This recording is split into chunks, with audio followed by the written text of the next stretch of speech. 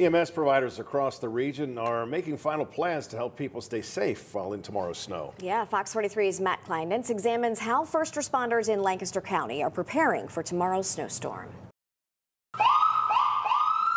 Emergency vehicles are on standby as first responders with Lancaster EMS prepare for another round of snow. I've already heard, hey, I've had enough of the snow. I've got to see it now. I'm done. Let's move on to spring. During the last round of snow on Tuesday, Lancaster EMS responded to a number of car crashes and home emergencies. EMS Director Jerry Schramm says the snow adds an additional challenge to first responders out in the field. We have a lot of risk just in travel.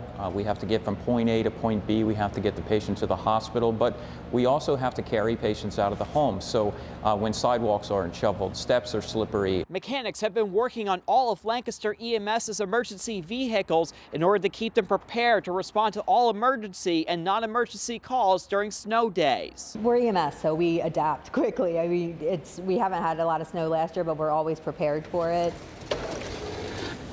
Each EMS vehicle is equipped with fresh tires and is packed with shovels and road salt. Carly Bechtold, who works in non-emergency community care, says they will continue assisting patients despite the weather. We probably have about 30 to 40 patients on our schedule tomorrow, and I'm hoping that we can keep most of those appointments. Lancaster EMS is set to tackle the weather in order to provide care to people in need. On the 911 side of everything, we have to get there if someone's having an emergency, and on the CP side of everything, we want to get there. Matt Kleindens, Fox 43 News.